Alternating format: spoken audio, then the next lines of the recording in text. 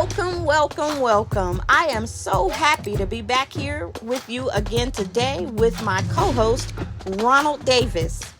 On today, we're going to be introducing to you Deana Williams, a trailblazing force in the world of filmmaking and entertainment. As a self-proclaimed quirky queer writer and director, Deana's work delves into the intricacies of BIPOC LGBTQ lives, illuminating stories that traverse from darkness to triumph.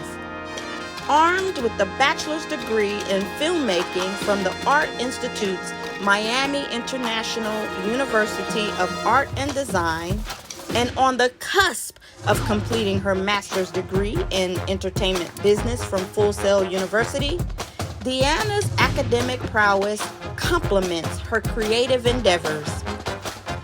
With an impressive portfolio of award-winning short films like Tracks and like Torn, showcased in over 20 film festivals, Deana's storytelling prowess captivates audiences worldwide. Not content with just filmmaking, Deana is also the co-creator of Name Dropping, an engaging movie card game that adds a dash of fun to the industry. Beyond her creative pursuits, Deana is a fervent advocate for discourse, diversity, inclusion, and humor, striving to foster a better world through her art and actions. Join us as we delve into the vibrant world of Deana Williams on Cultural Currents, Conversations at the Crossroads. All right, well, thank you so much for meeting with us today, Deana, sharing your information and your knowledge and skills of the film industry. We really appreciate you being here with us today. Oh, yes, thank you. Happy to be here. Nice. Okay, so we're going to jump right into it. My first question for you today is, how has your identity as a French Creole gay woman influenced the mission and vision of Lavender Girl Productions? Okay. Put me on the spot with the number one. So my identity as a French Creole gay person. Well, initially I was making horror films when I first started making films. My first movie I made when I was 13, it was a horror film. And then when I got to college, I started making LGBTQ content.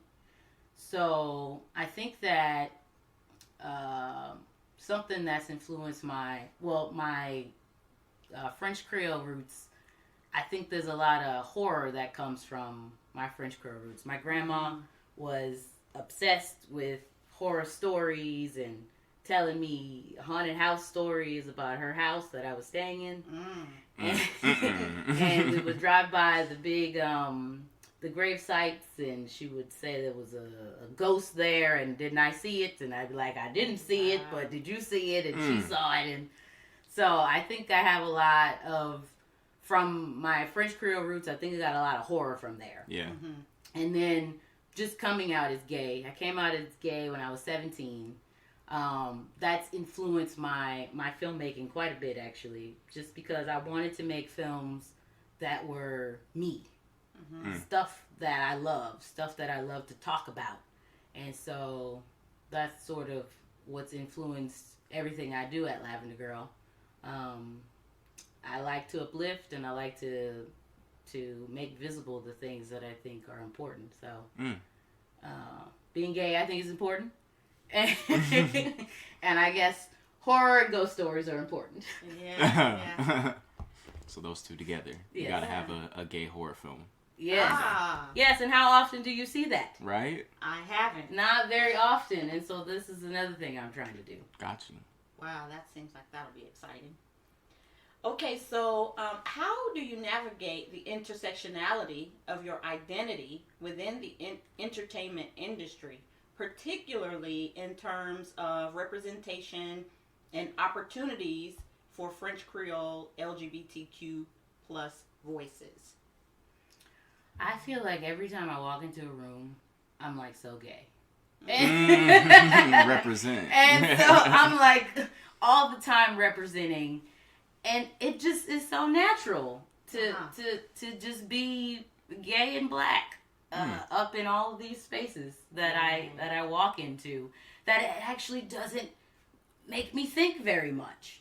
I mean, I feel like everybody, a lot of people in the entertainment industry are either super pro-gay or they're gay themselves. So, navigating it is fairly easy. Okay. I've worked with a lot of trans people, a lot of gay people, a lot of bi people, and everybody's sort of just doing their thing. It intersects very, very well. Like to the point where we don't really even, it's not really a big thing. Now, being black sometimes can feel like a big thing on set because there's very few. There's a lot of few. I could recognize that I've been the only black person in the room for a lot of projects that I've done. And it can be a little intimidating. It actually really can. But then you just remember, hey, I'm here. I'm black and queer, so get used to it. That's how I feel. I'm like, okay, it's cool. I don't know. I have a presence, and I just come with it, and people respond very positively towards me. So even if I'm feeling kind of funny inside, on the outside, everything seems to pretty much be okay. Right. Yeah, you have a big personality that seems to go well in those types of It sort of transcends any of the bad stuff. Any of the ideas. Oh, you're a woman, or you're a woman with a beard. What's that all about? It's just sort of like, come in, you're cool. So, and the time that I've known you, I've just kind of seen it as like you're accepting yourself fully, and because you accept yourself fully, you can be yourself fully, and it's like I really appreciate that for sure. Oh, thank you. Yeah, I have a lot of practice. A lot of.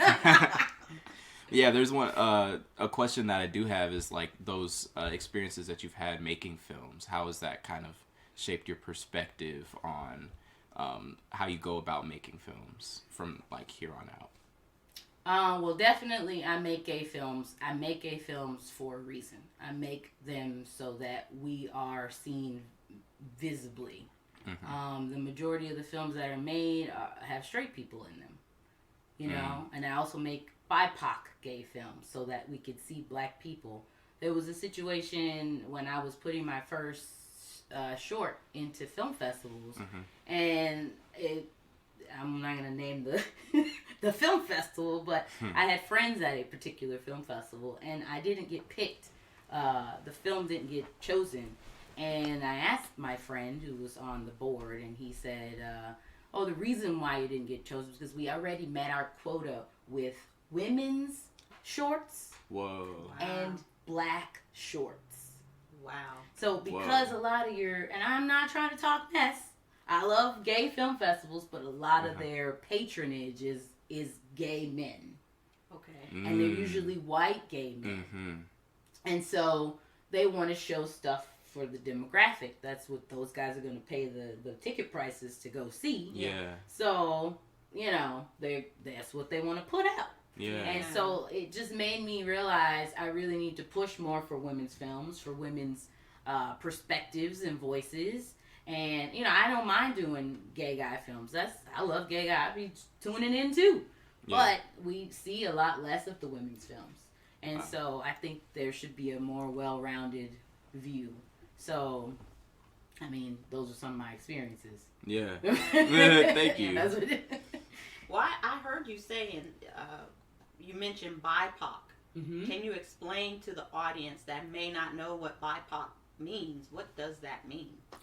Black, indigenous, people of color. Okay. Right? All right. Right? That sounds about right. It's like, it's all the minorities. Got it. Okay. It's like minus white. Minus white. Everything minus white. Okay. Right. And we don't, see, that's another thing I want to do. I want to make some more films, not just of black LGBTQ people, but where are stories of like Native American LGBTQ people. Yeah. Or Asian LGBTQ people. Yeah. I've seen a few Asian films that were really successful, and I'm like, man, we need to make more of these. So, and make different types. That's what I mean. Like, most of our films are like romance films or coming out films. Yeah. And that's all that we have in the mainstream. But what about the sci-fi and the horror and the comedy and the straight, like, crazy comedy? Yeah. You know, like The Hangover and all this other stuff. What about these types of gay people in leading roles? Yeah. So that's kind of where I'm going now. Oh, into that type of... That sounds really fun. Because those films, it's like, oh, we put regular people into weird scenarios. You know, so it's like, if we're only showing the same people, like, this is what we're being told is regular.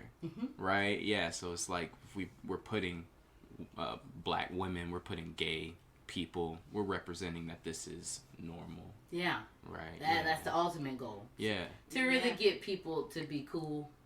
That's all I want. I want people to just be nice to gay people and be accepting. And I think the more you see stuff in media, you normalize it. I mean, look at RuPaul's Drag Race. Imagine what drag queens before RuPaul's Drag Race was like, oh, that's kind of weird. That's cross-dressers. That's, But then you put it in the mainstream. You normalize it. And now everybody watches Drag Race. Right. I mean, the straight audience is outrageous for Drag Race. It's normal for you know, a straight person to just enjoy the entertainment of watching these people entertain us. Exactly. Right. And so when your kid comes out as gay or they come out as I want to be a drag queen, you've seen Drag Race. So you're like, okay, maybe it's not so bad. They want to dress up every now and then. Yeah. So that's the kind of stuff I want to do too. It's not so bad. Yeah. Okay, so how do you ensure that the voices and stories of marginalized communities, such as French Creole, Black, LGBTQ plus individuals, are authentically represented and respected in your work? So I write a lot about my life and my experiences. So growing up in New Orleans with French Creole family, there's a lot of history of witchcraft and horror and all that fun stuff. And so I hold on. Ooh, tell me that question. Yeah, child. So how do we're you gonna keep that in there, no editing. that the voices and stories of marginalized communities are authentically represented in your work? Yes. So what I was saying is I write from my perspective. So I bring all of those things, like from New Orleans, family, the things I've experienced into the writing. And I also bring the things I've experienced as a gay person into the writing, as a Black person into the writing. So it is as authentic as I can make it because it is my true experience. Yeah. And then if I'm going to write characters that are outside of that, I do a lot of research. Or I find a person, a friend. I have a lot of my friend group is incredibly diverse. And so that's another way I can get influenced by a lot of different types of stories. I have German friends and Cuban friends and African friends. I have a Nigerian friend. All kinds of perspectives, and I talk a lot to them, and I listen to their stories, and they have some good stuff. I'm going to bring it on into my work. And so I can just use their experiences. That's as authentic as I can be. Yeah. Yeah. Yeah, and I know, just speaking anecdotally, I know that you've had to incorporate something like a mental health issue into your story, and you called someone that you had been following and said, hey, you're a mental health professional. How do you think this fits into the work? So you didn't just guess at what to write in your story regarding mental health. You called a mental health professional. That's right. I like my stories to be as authentic as possible, and so I do the research. Yeah. I wanted to hear from that person, like, how does this work? I've never been a kid in therapy. I've never had a kid to take him to therapy. Yeah. So, you know, how does this thing work? And I use that information, I put it right into the script. Hey. Yeah. What film were you talking about? Dodie. That was my feature script Oh. that I still would want to make. But I'm not going with that first. Oh. My feature screenwriting, my feature film debut is going to be another movie called Revelation. But Revelation. Yeah, like end of days. It brings in some of my horror into it as well as the gay thing. Dodie is more of it's a drama thriller. It's my story as a kid. I had an imaginary friend, and it was because of my dad's death and stuff. So it's still my life, but it's a different perspective. Yeah. Got you.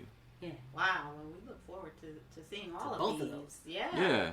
And Revelation, that was a scary one. Yeah. That's the one I'm hoping to make next. Mm. Yeah, I'd love to try to get this made by like 2025, but okay. That's what I'm putting all my focus on right now. Well, listeners, look forward to that. Yes, please look forward to it. So you've worked on a couple of projects in the past, and you're working on some things right now. Can you kind of take us on the journey? Tell us about all the projects that you've kind of accumulated and how that's affected what you're doing right now. Oh, yes. I, when I graduated college, oh, Lordy, I graduated college in 2003. Ooh. I wasn't even born yet. Oh my goodness. Gosh. Well, when I graduated, we didn't actually have anything that kind of set us up with a job or anything. Mm-hmm. And so I was managing at a movie theater, and I was like, man, I need to make a movie. Like, I don't feel whole unless I'm making some creative content. So this was kind of like the beginning of me going into my filmmaking outside of college, like going into it sort of semi-professional. So I made Tracks was my first short film. I got a whole job extra, like weekends and night times to get all of the funding for the film. I wrote it, I produced it, we shot it, we put it into festivals. It didn't get any traction for like 20 film festivals. I spent money on entry fees for 20 film festivals before we even got one hit. So around the 20 film festival mark, I was talking to my producer, and I was like, I just don't think people like this movie. I don't think, and that's something you, as a creative, you have to have a reality. You can't just live in the la-la, everybody's going to like everything land. And so I was like, maybe no one likes this film. I'm okay with thinking about it that way. I'm sad, but if that's what it is. And I bumped into an old person that I worked with at a film festival while I was working at the movie theater. And she was running a film festival in Philadelphia. It's called Philly Q Fest. It does not exist anymore, but at that time, that's what it was called. And she I was telling her that I had this film and like nobody was paying attention to me. I don't know what to do. And she said, well, send it to me. I sent it to her, and she put it in the festival. Just because I knew her, she put it in the festival, and it was sold out. Wow. And that was the beginning of, the film career, sort of. Yeah. Nice. And then after that, we got into a bunch of film festivals people started calling me and saying, hey, I saw you were in this festival. Can you submit to us? Nice. And so I was submitting for free, basically. Wow. And then I also got distribution. I got a traditional distribution deal in the United States with a company that they made a shorts compilation DVD, and they put it in stores and stuff. Mm-hmm. So I have a picture with that. That's pretty cool. Hey. So I got distribution, and short films don't really get distribution. That just kind of like not really like a thing. Mm-hmm. But so I did something pretty neat. So then I went on and I made a second film. Well, so I have a question, and all of that was with the short film Torn, or no, that was Tracks. Tracks. And so I just want to say right now, since you're talking about Tracks, you're actually screening Tracks at A&T State University on March 21st. March 21st. So, everybody, please come out. See Deana. She's going to be doing a lunch and learn. And she's going to be showing that short film, Tracks. Yep. At A&T State University. And we're going to do a Q&A. Yeah, doing a Q&A. You can see the QR code on the screen. Scan the QR code to register. to come in. We're going to be giving free lunch, so you'll get to meet Deana, ask questions, watch the film, and have lunch. Yes, the highlight will be the lunch. Right. It's a BIPOC LGBTQ movie, right? Yes. So this film was based on me. I don't want to give too much away because we're having the lunch and learn. Yes. But this film was based on my coming out story. Mm-hmm. So when I decided to go ahead and do a film, because it had been a few years since I got out of college, I was like, I need something impactful. I need something that means something to me, because this is a project I'm going to be with for at least a year. It takes quite a long time to make a movie from, concept to a screening. So I needed something that was going to be meaningful to me. And all my films are. The next film was also based off of the situation that I went through with an ex-wife of mine. So that's a little juicy. And then after that, my production company, which is called Lavender Girl Productions, we did a plus-size fashion show, entertainment event. It was a live event where we had a comedy show. Ooh. We had a marketplace. Hey. We sold plus-size clothes. It's because I lived in Miami for a long time, and they have swim week. And they would bring all of these, thin size, straight size, very skinny bathing suits, and my business partner that I was working with said that we wanted some representation, Black women, plus size women, and so we created that event, and we did that for 2 years. And then I also created with my business partner a movie trivia card game called Name Dropping, which we will also be showing during the Lunch and Learn, so you'll have the opportunity to play the game name dropping with Deana again. Yep. Okay. It's a fun game that I think is really cool because it has a lot of diversity in it. Yeah. We made sure that we put a lot of women's films in the deck. We put a lot of Black films in the deck. Any other type of like a BIPOC we tried to find. There's actually not a lot of movies that are very popular in outside of the white male category. So we tried to put as much of that in there as possible, because your traditional trivia games mostly only have your blockbuster films, which star white men. Yeah. So we tried to do something that was educational and something that had a lot of diversity. Yeah. So it's a really fun game to play. I'm just saying. On top of the education. Right. It's also really fun. Yes. Because we're entertainers. We have to entertain also. Yeah. So yeah. So now, okay, going into my new phase of life. Okay. I'm finishing up a master's degree at Full Sail for entertainment business. And I'm getting ready to create a new business. So I'm going into, this one is called Q Films. So the Q is KEW. It actually is standing for like Q as in LGBTQ, but I like it pronounced with the KEW. It's a little bit of my New Orleans flair on there. Yeah. Oh, you heard that? I said New Orleans flair on there. Does it have like a little asterisk on it? No. No. Okay, never mind. Yeah.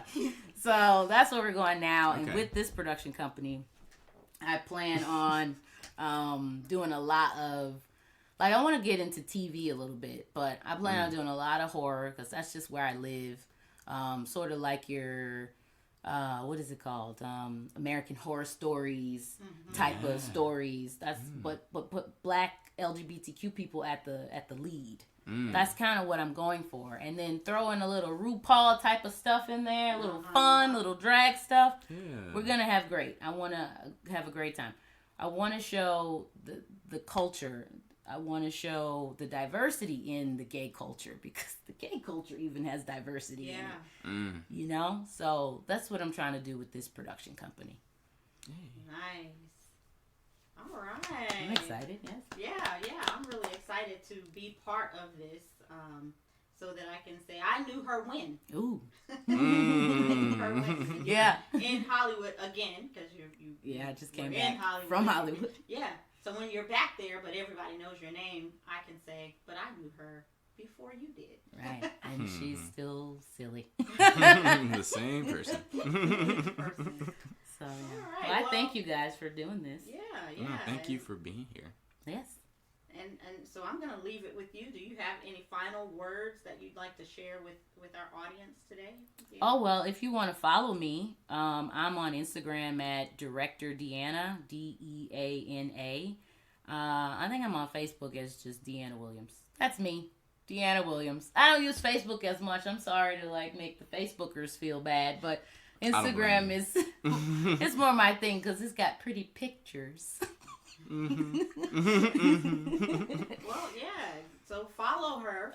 You can go to DeanaWilliams.com as well. See my reel if you're interested in seeing everything that I've done. And I do some blogs and stuff on there about television and film and whatnot. So that's places you can find me. I don't know. I needed a cool catchphrase, a cool ending thing. I'll see you there, see you square. Never mind. Thank you, everybody. Thank you for joining Cultural Currents Conversations at the Crossroads, where we dove deep into the currents shaping our world today. But wait, have you heard about the Current Crew? It's more than just a subscription. It's a community of changemakers, advocates, and allies who are dedicated to fostering diversity, equity, and inclusion. Joining the Current Crew means joining a movement towards a more inclusive future. By subscribing to our YouTube channel, liking and sharing our content, you're not only consuming, you're actively participating in the conversation. Our podcast, Cultural Currents, is a space where voices from all walks of life converge to share stories, perspectives, and insights. As a member of the Current Crew, you'll have exclusive access to thought-provoking discussions, interviews with changemakers, and strategies for creating positive change in your community. Together, we are the Current Crew, united in our commitment to amplify marginalized voices, challenge systemic barriers, and build a more equitable world for all. Join the Current Crew today, because together we're making waves of change. Subscribe, like, and share to be part of the movement. Cultural Currents, Conversations at the Crossroads. Let's journey together.